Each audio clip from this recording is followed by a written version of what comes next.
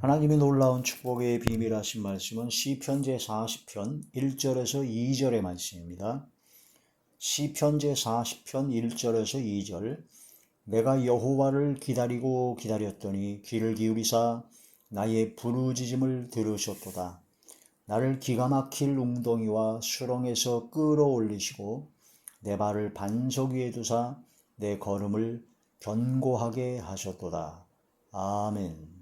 오늘은 기도라는 주제로 40번째 시간입니다. 오늘 말씀의 제목은 부르짖어 기도하고 믿음으로 기다리라. 부르짖어 기도하고 믿음으로 기다리라. 라는 말씀이 제목이 되겠습니다. 하나님 앞에 부르짖어 기도하는 것이 중요합니다. 성경 말씀에서는 기도에 관한 말씀에서 부르짖어 간절히 기도하라는 말씀이 굉장히 많이 나옵니다. 부르짖어 막 통성으로 기도할 때 많은 사람들은 뭐 그렇게까지 하나님께서 귀가 안 들리시는 것도 아닌데 왜 이렇게 소리를 높여서 부르짖어 기도하냐고 하는 사람도 있습니다. 부르짖어 기도하는 사람은 어떤 사람이 기도하느냐? 하나님 앞에 자신의 죄인임을 고백하고 애통하며 회개하며 통에 자복하는 그런 사람이 첫 번째 부르짖어 기도합니다. 자신의 죄를 통감한 사람, 자신의 죄악을 깨달은 사람, 그리고 또한 자신의 나약함, 부족함, 연약함을 솔직하게 고백하고 인정하고 시인하고 오직 하나님밖에는 나의 구원이 되시는 분이 없고 오직 하나님밖에 의지할 것이 없고 오직 하나님 아버지만이 나의 모든 문제를 해결해 주실 것을 믿는 믿음으로 기도하는 것인데, 부르짖어 기도할 때는 부족한 믿음이 있기 때문에 더욱더 기도하는 겁니다. 믿음이 강하고 믿음이 확실한 믿음이 있으면 부르짖어 기도 안 하죠. 그냥 믿습니다 하고는 끝나는데 연약하니까 부족하니까 그래서 더욱더 부르짖어 기도하게 된다는 겁니다. 여러분 중에 죄가 회개할 것이 없는 사람 부르짖어 기도할 필요 없습니다. 여러분 중에 자신이 부족함이 없고 자신은 완벽하고 자신은 그냥 충분히 나는 의롭다, 그런 부르짖어 기도할 필요가 없습니다. 그러나 저는 주님 앞에 부르짖어 기도할 수밖에 없습니다. 하나님 앞에 죄인임을 통감하죠. 이 시편 40편 기자인 다윗은 하나님 앞에 범죄를 했습니다. 충성된 신하 우리아의 그 아내 밧세바를 간음을 행했죠. 그리고 또한 악을 잉태하니까 그걸 감추려고 충성된 신하 우리아를 전쟁터에 최전방으로 보내가지고 간접적으로 살인 교사를 했습니다. 간접적으로 살인을 했던 것이죠. 그래서 살인죄와 간음죄를 동시에 지은 엄청난 죄가를 지었던 게 다윗이었습니다. 근데 그 다윗이 골리앗을 때려 눕히고 하나님께 영광 돌렸던, 하나님께 기름 부음을 받았던, 아주 하나님께서 기뻐하셨던 하나님의 사람인데 한순간에 유혹과 미혹에 빠져 그렇게 쓰러지고 자빠지고 넘어질 수밖에 없었다. 그런데 다윗이 왕으로 있으면서 권세와 엄청난 부와 권세를 갖고 있음에도 불구하고 나단 선지자를 보내셔서 하나님께서 그 다윗의 죄과를 폭로하게 하셨습니다. 그래서 그 죄과를 폭로할 때 그때 다윗이 그 왕으로서 그 얘기를 듣고 그 자리에 꼿꼿아 엎어져 하나님 앞에 통회하고 자복하고 회개했습니다. 왕으로서 권세와 능력을 갖고 있었다면은 선지자라든가 웬만한 사람의 그런 말이나 그런 걸 안 들어먹습니다. 그래서 거만한 자, 어떤 사람이 거만한 자냐? 주변의 조언과 권고를 안 듣습니다. 고집이 셉니다. 교만하고 거만해서 하나님의 말씀을 안 들어요. 회개를 안 합니다. 돌이켜 자신을 돌아보지 않습니다. 그게 거만한 자요. 거만한 자는 넘어지게 되고 바로 멸망과 패망을 받게 된다. 그래서 우리는 어린아이라 할지라도 어떤 상황에 어떤 사람이랄지라도 나이 돼서 어떤 문제를 제기하고 어떤 조언을 하고 할 때 그것을 받아들이고 나를 돌아보고 내가 고칠 것은 없는지 그 자신을 돌아보는 사람이 진짜 겸손한 사람이요 경건한 자입니다. 그렇지 않냐고 아무리 높고 아무리 어떤 사람이랄지라도 아무리 막 내가 잘못한 걸 정확하게 집어주고 얘기할지라도 나는 고집을 피우고 체면 때문에 나는 고집을 피우고 오히려 그렇게 말을 하는 사람을 미워하고 시기하고 물리쳐버리는 사람은 그게 바로 교만한 자요 거만한 자요 바로 멸망으로 치닫는 얼마 가지 않아서 멸망받을 자들이다라는 거죠. 이 말씀을 깊이 깨달아야 됩니다. 우리는 다윗처럼 왕으로서의 권세를 누리고 있을지라도 선지자 나단의 말에 선지자 나단이 전한 하나님의 말씀에 그대로 통회하고 자복하고 회개하는 역사, 그때 하나님께서는 그것을 굉장히 기뻐하십니다. 그래서 하나님께서 용서해 주셨죠. 그런데 문제는 하나님께서 용서를 하시더라도 내가 그런 죄를 범하면 죄값의 보응이 남는다는 겁니다. 그런 많은 사람들이 많은 마귀와 귀신과 어둠의 세력들이 역사할 수 있는 틈이 보이게 된다는 겁니다. 그래서 다윗이 그 모든 죄값의 보응을 받게 되죠. 그래서 그 아들 압살롬이 반역을 해서 아들한테 죽음의 고통 속에서 쫓김을 당하는 신세가 되었고 자기는 아무도 모르게 은밀하게 간음죄를 행했지만 그 압살롬은 다윗 아버지의 그 처첩들 10명을 백주에 그냥 대낮에 강간해버리는 그런 폐륜을 저지르게 되는 그런 엄청난 그런 고통 속에 죄값의 보응을 받게 되었죠. 또한 다윗은 무수한 고난과 죽음의 고통과 또한 조롱과 멸시와 그런 모든 것을 받게 되었습니다. 그런 가운데 다윗은 고백을 합니다. 내가 여호와를 기다리고 기다렸더니 귀를 기울이사 나의 부르짖음을 들으셨도다. 다윗이 하나님 앞에 부르짖어 기도한 겁니다. 애통하며 회개하며 눈물로 침상을 띄우며 나의 죄가 머리털보다 많습니다 하고 고백하며 통회하고 자복하고 회개했던 겁니다. 종일 부르짖어 기도했다고 그러죠. 종일 부르짖어 기도한 다윗이었습니다. 나를 기가 막힌 웅덩이와 수렁에서 끌어올리시고 하나님 앞에 죄악을 범함으로 말미암아 죄값의 보응으로 기가 막힌 웅덩이와 수렁에 빠져서 허우적거리고 죽어가고 있을 때 하나님 앞에 종일 부르짖으며 죄가를 고백하고 회개하고 나를 하실리 나의 은혜를 베풀어 주실 하나님 아버지께 간절히 구하고 종일 부르짖어 기도했더니 부르짖고 기도하고 믿음으로 하나님 앞에 기다리고 기다렸더니 하나님께서 기가 막힐 웅덩이와 수렁에서 다윗을 끌어올려 주셨습니다. 다시 왕권을 회복시켜 주셨습니다. 반석 위에 두사 걸음을 견고하게 하셨습니다. 그 이후에 다윗이 진짜 정신을 차렸죠. 그래서 나이가 들어서 온몸이 차고 이불을 덮어도 추워서 견디기 어려울 때 신하들이 처녀를 그 품에 안게 해가지고 따뜻하게 하는 것이 어떻겠느냐 처녀를 했는데 그 다윗이 그 처녀를 품지 않았습니다. 하나님 앞에 간음죄를 짐으로 말미암아 엄청난 죄값의 보응을 받았다는 걸 철저히 깨달았기 때문에 그 말년에 그런 것을 안 했다라는 거죠. 자, 다윗이 위대함, 다윗이 하나님 마음에 합한 자라는 그런 하나님의 칭찬을 받고 사랑을 받을 수 있었던 것은 다윗은 첫째 하나님의 말씀에 그대로 통회하고 자복하고 회개했다는 것, 겸손히 자신을 낮췄다는 것, 그리고 또한 죄값의 보응으로 고통과 어려움 속에서도 원망이나 불평하지 아니하고 오히려 하나님 앞에 종일 부르짖어 기도하며 눈물로 회개하며 하나님 앞에 간절히 모든 어려움을 하나님께 아뢰고 하나님의 응답을 기다리고 기다렸던 다윗이었다라는 겁니다. 이게 바로 다윗의 믿음이요 이런 다윗을 하나님께서는 기뻐 받으셨다. 그래서 다윗을 하나님께서 기뻐 받으시는 하나님의 사랑을 극진하게 받은 사람이다 라고 볼 수가 있죠.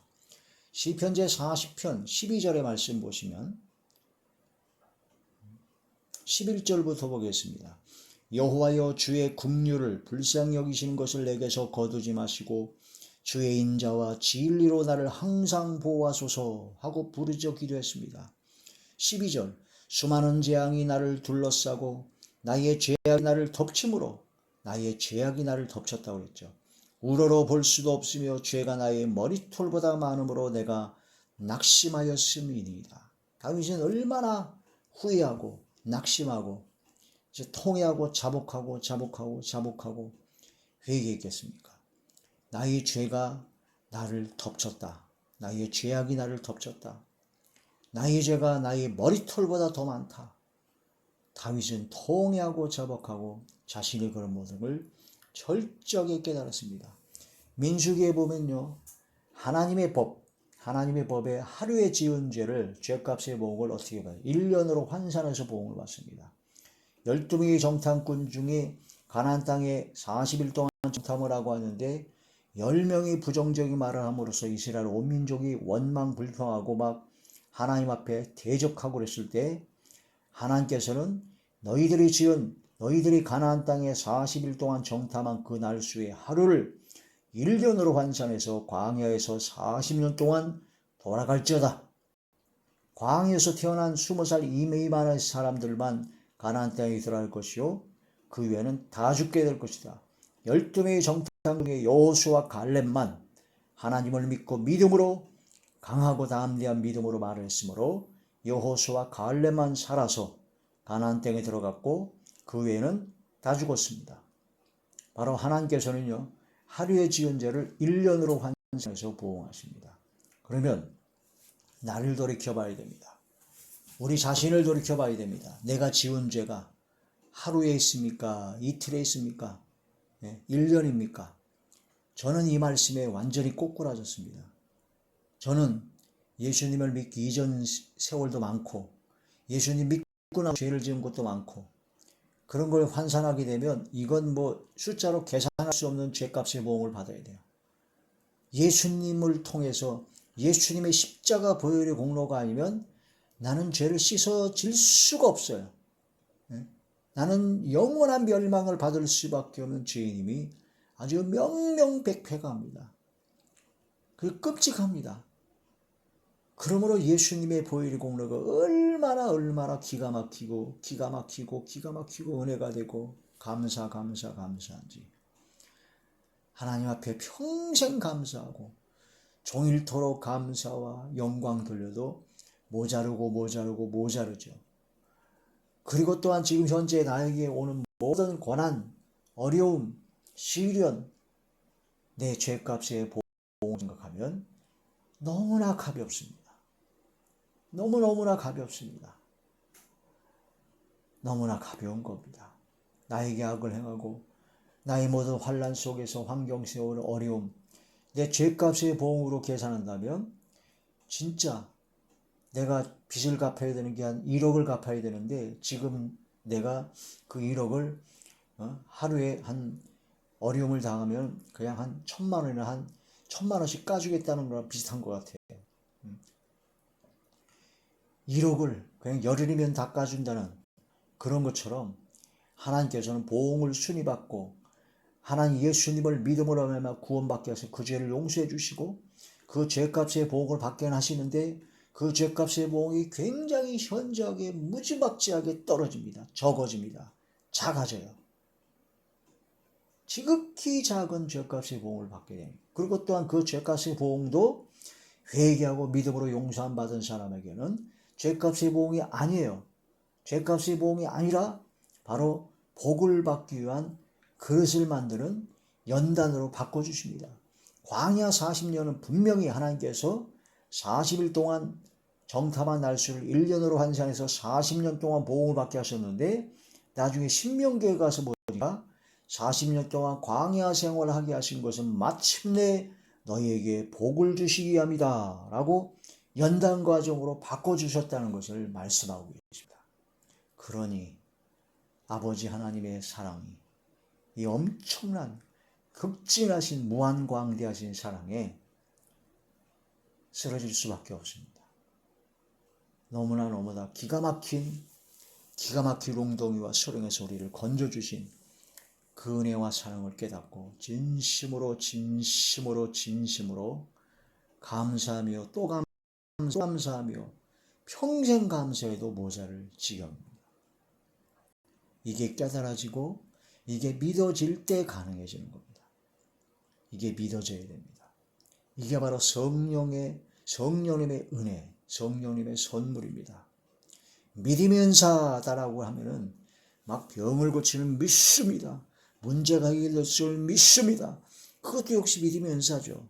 그러나 그보다 더 중요한 가장 우선적으로 가장 가치의 믿음의 은사는 하나님의 은혜가 사랑이 예수 그리스도의 보혈의 공로가 믿어져야 됩니다. 그 극진하신 무한광대하신 사랑이 믿어져야 된다는 거죠. 그게 진짜 믿음의 은사입니다. 믿음의 은사. 성령께서 주시는 믿음의 은사죠. 그 믿음의 은사를 받아야 됩니다. 자신의 죄가 머리털보다 많음을 고백한 다윗. 주여 국류를 내게서 거두지 마옵소서. 불쌍히 여기시는 그 마음을 거두지 마옵소서.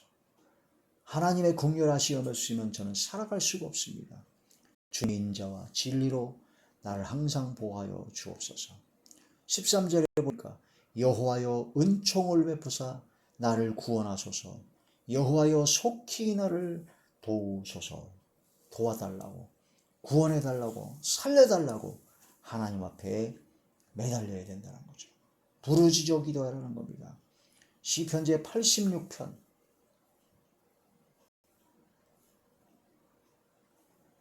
시편 제 86편 3절에서 7절까지 말씀입니다. 주여 내게 은혜를 베푸소서. 내가 종일 주께 부르짖나이다. 주여 내 영혼이 주를 우러러 보오니 주여 내 영혼을 기쁘게 하소서. 주는 선하사 사죄하기를 용서해 주시기를 즐거워하시며 주께 부르짖는 자에게 인자함이 후하심이니이다. 여호와여 나의 기도에 귀를 기울이시고 내가 간구하는 소리를 들으소서. 나의 환난 날에 내가 주께 부르짖으리니 주께서 내게 응답하시리이다. 아멘. 종일 주께 부르짖어 하나님의 인자와 은혜를 구한 믿음의 사람이 되어야 될 것입니다. 시편 제 6편 6절에는 눈물로 침상을 띄우며 요를 적실 정도로 회개하고 했던 다윗을 볼 수가 있습니다. 하나님께서는요, 우리들에게 평안을 주십니다. 미래를 주시고 소망을 주시려고 하나님께서는 온 마음으로 부르짖어 하나님께 구하라고 말씀하십니다. 예레미야 제 29장의 말씀입니다. 예레미야 제 29장 11절에서 13절의 말씀입니다. 여호와의 말씀이니라. 너희를 향한 나의 생각을 내가 아나니 평안이요 재앙이 아니니라. 너희에게 미래와 희망을 주는 것이니라. 너희가 내게 부르짖으며 내게 와서 기도하면 내가 너희들의 기도를 들을 것이요 너희가 온 마음으로 나를 구하면 나를 찾을 것이요 나를 만나리라. 할렐루야. 하나님께서는 우리에게 평안을 주시고 미래를 주시고 소망을 주시려는 생각을 갖고 계신 겁니다. 그러므로 온 마음으로 하나님께 부르짖어 기도하라는 겁니다. 평안도 주시고 미래도 주시고 소망을 주시는 것이죠. 누가복음 18장에 있는 것처럼 세리의 기도처럼 불쌍히 여겨달라고 기도를 해야 됩니다. 그래서 그 세리의 기도를 주님께서는 의인이라 하셨습니다. 주의 긍휼을 거두지 마옵소서. 하나님 앞에 간절히 부르짖어 기도하게 되면 반드시 하나님께서는 용서해 주시고 은혜를 베풀어 주시고 놀라운 기적의 역사로 응답하십니다. 이제는 기다려야 됩니다. 믿음으로 기도해야 됩니다. 부르짖어 기도했다면 믿음으로 기도해야 된다는 거죠. 시편 46편 10절을 보면 너희는 가만히 있어 하나님 됨을 알지어다. 하나님의 역사를 보라는 겁니다. 하나님께서 어떻게 역사하시는 것을 기대감을 갖고 보라는 거죠. 마가복음 5장 36절에 회당의 딸이 죽었다는 소식을 들었을 때 예수님께서는 두려워하지 말라. 그저 믿기만 해라. 그렇게 말씀하시고 그 말씀을 믿었을 때 딸이 낳았습니다. 달리다굼 일어나라 소녀야 일어나라. 달리다굼의 역사가 일어났죠. 시편 37편 9절에 보니까 여호와를 소망하는 자, 여호와를 기대하는 자가 땅을 차지하게 됩니다. 하나님을 기대해야 됩니다. 하나님을 소망해야 됩니다. 하나님만 소망입니다.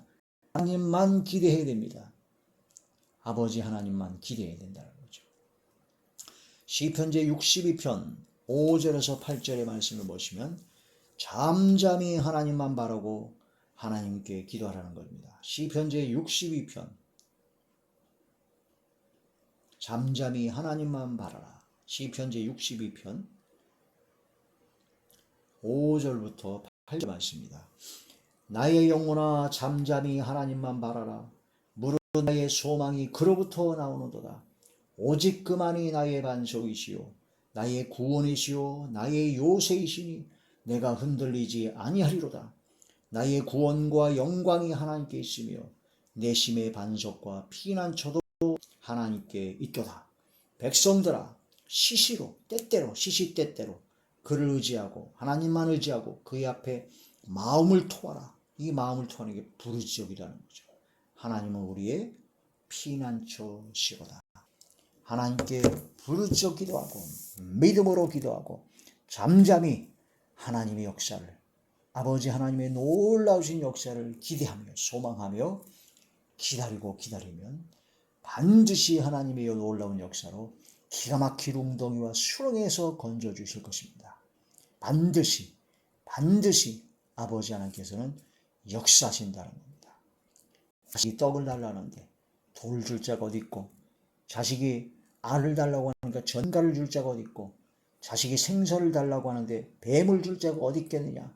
악한 부모라도 자기 자식에게는 좋은 것을 줄 줄 알거든 너희 하늘 아버지께서 너희에게 좋은 것을 주시지 않겠느냐. 아버지 하나님께서는 가장 좋은 것을 주십니다. 가장 좋은 길로 인도하십니다. 가장 최고한 것으로 주십니다. 그것을 믿고 믿음으로 기다려야 됩니다. 기쁨으로 감사로 기다려야 된다는 거죠. 승리하고 기도하여 기다려서 아버지 하나님의 놀라운 역사를 목도하고 체험하며 경험하며 큰 기쁨과 즐거움 속에서 삶을 승리하는 저와 여러분 되시길 주 여러분으로 축원합니다. 할렐루야.